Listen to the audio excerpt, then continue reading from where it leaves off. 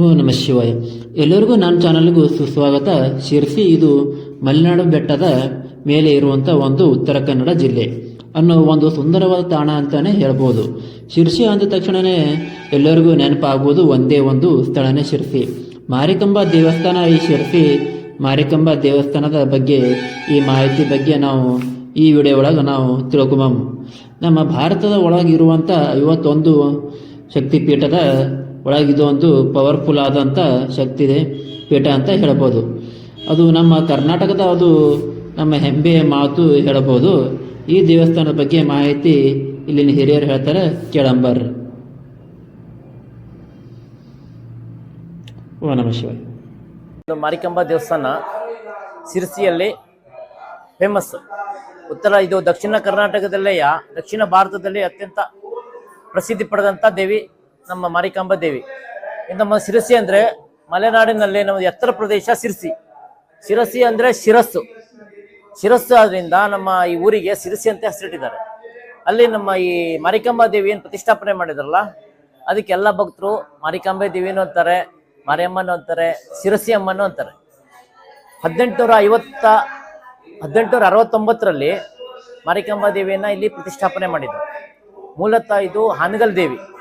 ಹಾನಗಲ್ನಲ್ಲಿ ಜಾತ್ರೆ ಆದ ನಂತರ ಅಲ್ಲಿ ದೇವಿದ ವಿಗ್ರಹ ಏನುಂಟಲ್ಲ, ದೇವಿದ ವಿಗ್ರಹ ಪೂರ್ತಿ ಕಟ್ಟಿಗೆ ವಿಗ್ರಹ ಅದು ಜಾತ್ರೆ ಆದ ನಂತರ ಪೂರ್ತಿ ಬಿಡಿಸಿ ಬಾಕ್ಸಲ್ಲಿ ಹಾಕಿಡ್ತಾರೆ. ಬಾಕ್ಸಲ್ಲಿ ಹಾಕಿಟ್ಟಿದ್ದನ್ನ ಕಳ್ಳರು ನೋಡಿಬಿಡ್ತಾರೆ. ಕಳ್ಳರು ನೋಡಿ ಅದು ಬಂಗಾರ ಇರ್ಬೋದು ಅಂತೇಳಿ ಎತ್ಕೊಂಡ್ಬರ್ತಾರೆ. ಎತ್ಕೊಂಡ್ಬಂದು ಇಲ್ಲಿ ಕೊಟ್ಟೆಕೆರೆ ಅಂತ ಇದೆ, ಆಮೇಲೆ ಚಿನ್ನಾಪುರ ಕೆರೆ ಅಂತಾನೂ ಇದೆ. 2 ಕೆರೆ ಇದೆ ಇಲ್ಲಿ. ಅದು ಯಾವುದೋ ಒಂದು ಕೆರೆಯಲ್ಲಿ ಅವರು ಅದನ್ನ ಕೆರೆ ದಂಡೆಗೆ ತಂದಿಟ್ಟು ನೋಡಿ ಓಪನ್ ಮಾಡಿ ನೋಡ್ತಾರೆ. ಆ ಪೆಟ್ಟಿಗೆ ತೆರೆದು ನೋಡಿದ ಮೇಲೆ ಅದರ ಒಳಗೆ ಮಾರಿಕಾಂಬಾ ದೇವಿ ಕಟ್ಟಿಗೆ ಮೂರ್ತಿ ಇರ್ತದೆ.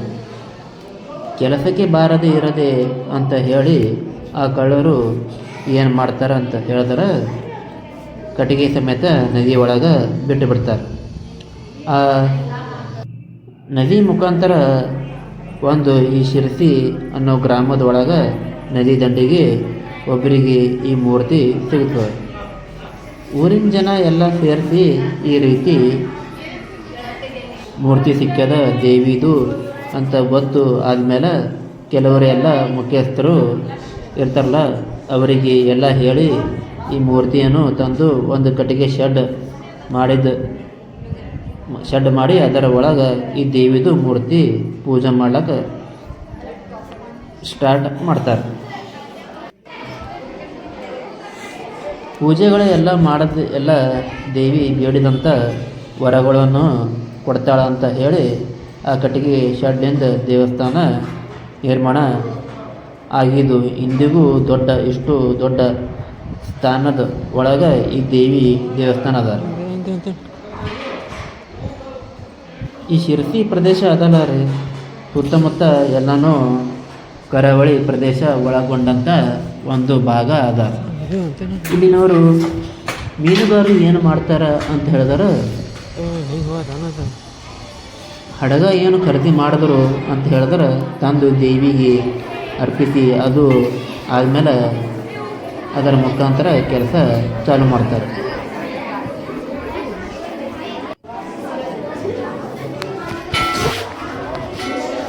ಇದೇ ರೀತಿ ಬಹಳಷ್ಟು ಉದಾಹರಣೆಗಳು ಇಲ್ಲಿ ಅವ. ಇದೇ ರೀತಿ ನಾನಾ ಪವಾಡಗಳು ಈ ಶಿರಸಿ ಮಾರಿಕಾಂಬಾ ದೇವಿದು ನಡ್ಕೊಂಡು ಬಂದವು. ನಮ್ಮ ಮನಸ್ಸಿಗೆ ಬಂದು ಸಂತೋಷದಿಂದ ಭಕ್ತರು ಏನು ಮಾಡ್ತಾರೆ, ದೇವಿಗೆ ಒಡವೆಗಳೆಲ್ಲ ಕೂಡ ಅರ್ಪಿಸ್ತಾರೆ. ದೇವಸ್ಥಾನದ ಬಗ್ಗೆ ಹೇಳಬೇಕು ಅಂದ್ರೆ ಇಲ್ಲಿ ದಿನನಿತ್ಯ ಲಕ್ಷಾಂತರ ಜನ ಬಂದು ಹೋಗ್ತಾರೆ. ಅದು ಅಲ್ಲದೆ ನವರಾತ್ರಿ ಟೈಮ್ನಾಗ ಈ ದೇವಸ್ಥಾನ ನೋಡ್ಲಿಕ್ಕೆ ಯಾವ ರೀತಿ ಅನ್ನಿಸ್ತು ಅಂತ ಹೇಳಿದ್ರೆ ಭಕ್ತರ ಸಂಖ್ಯೆ ಅಷ್ಟೊಂದು ಅಪಾರವಾಗಿರ್ತದೆ. ಅದು ಅಲ್ಲದೆ ದೇವಸ್ಥಾನ ನೋಡ್ಲಿಕ್ಕೆ ಒಂಥರ ಅಂಗೊಳಿಸ್ತದೆ. ಈ ಶಿರ್ಸಿ ಮಾರಿಕಾಂಬಾ ದೇವಿ ದೇವಸ್ಥಾನಕ್ಕೆ 300 ವರ್ಷ ಇತಿಹಾಸ ಕೂಡ ಅದ. ದೇವಸ್ಥಾನ ಒಳಗೆ ಹೊರಗೆ ಮತ್ತು ಎಲ್ಲ ಸರೌಂಡಿಂಗ್ಗಳ ಎಲ್ಲ ಕವಿಕಲೆಗಳನ್ನು ನೀವು ಇಲ್ಲಿ ನೋಡ್ಬೋದು. ದೇವಿ ಮೂರ್ತಿ ಬಗ್ಗೆ ಹೇಳಬೇಕು ಅಂದ್ರೆ 8 ಕೈಗಳು ಕೂಡಿದಂಥ ಮತ್ತು 7 ಅಡಿ ಎತ್ತರ ವಾಗ್ರೆಟ್ ಮೇಲೆ ಕುಂತಿರುವಂಥ ಮಾರಿಕಾಂಬಾ ದೇವಿ ನೀವು ನೋಡ್ಬೋದು. ಅದು ಅಲ್ಲದೆ ಈ ದೇವಿಗೆ ದುರ್ಗಾ ಪರಮೇಶ್ವರಿ ಅವತಾರ ಅಂತ ಕರೀತಾರೆ. 2 ವರ್ಷಕ್ಕೊಮ್ಮೆ ಈ ದೇವಿದು ಜಾತ್ರೆಗಳು ಮಾಡ್ತಾರೆ. ಒಂದು ವರ್ಷ ಹೋಳಿ ಹಬ್ಬ ಮಾಡಿದ್ರೆ ಇನ್ನೊಂದು ವರ್ಷ ದೇವಿದು ಜಾತ್ರೆ ಇರ್ತದೆ. ಅದೇ ರೀತಿ ದೇವಿದು ಜಾತ್ರೆ ಮಾಡಿದಾಗ ಹೋಳಿ ಹಬ್ಬ ಮಾಡಲ್ಲ. 2 ವರ್ಷಕ್ಕೊಮ್ಮೆ ಟೈಮ್ ಮಾರಿ ಜಾತ್ರೆ ಭಾಳಷ್ಟು ವಿಜೃಂಭಣೆಯಾಗಿ ಮಾಡ್ತಾರೆ.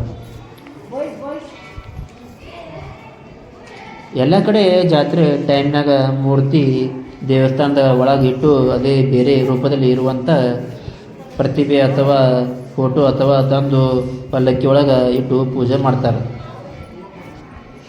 ಆತರ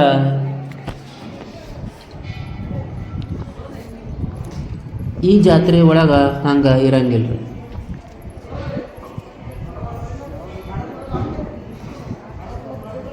7 ಅಡಿ ಎತ್ತರ ಇರುವಂಥ ಮಾರಿಕಾಂಬಾ ದೇವಿ ಮೂರ್ತಿ ಏನು ಅದಲ್ಲ ರೀ,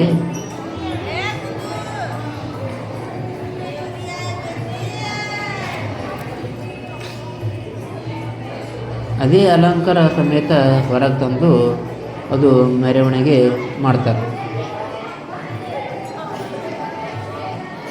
ಈ ದೇವಿದು ಜಾತ್ರೆ ಹೇಳ್ಬೇಕಂದ್ರೆ ಮೊದಲನೇ ದಿನ ಮದುವೆ ಮಾಡೋ ಮುಖಾಂತರ ಜಾತ್ರೆ ಪ್ರಾರಂಭ ಆಗಿ 9 ದಿನ ಆದಮೇಲೆ ಕೋಣಕ್ಕೆ ಬಲಿ ಕೊಟ್ಟು ಚಪ್ಪರಕ್ಕೆ ಬೆಂಕಿ ಹಚ್ಚಿ ಈ ಜಾತ್ರೆ ಮುಕ್ತಾಯ ಮಾಡ್ತಾರೆ.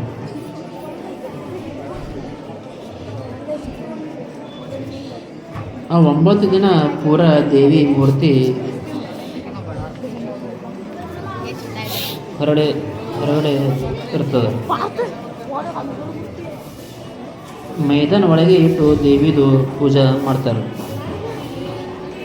ಅದು ಅಲ್ಲದೆ ಭಕ್ತರು ಕೂಡ ಇಲ್ಲಿ ದರ್ಶನ ಕೂಡ ಪಡ್ಕೋಬೋದು.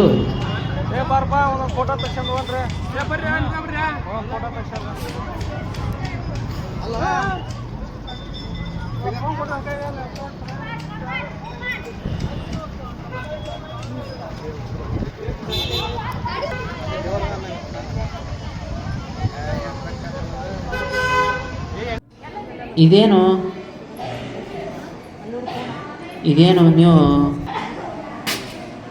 ನೀವು ಕೋಣ ನೋಡತ್ತಿರಲ್ಲ, ಈ ಕೋಣಕ್ಕೆ ಕೂಡ ಒಂದು ವಿಶೇಷವಾದ ಅಂತ ಇತಿಹಾಸ ಈ ದೇವಸ್ಥಾನದ ಒಳಗೆ ಅದ ರೀ.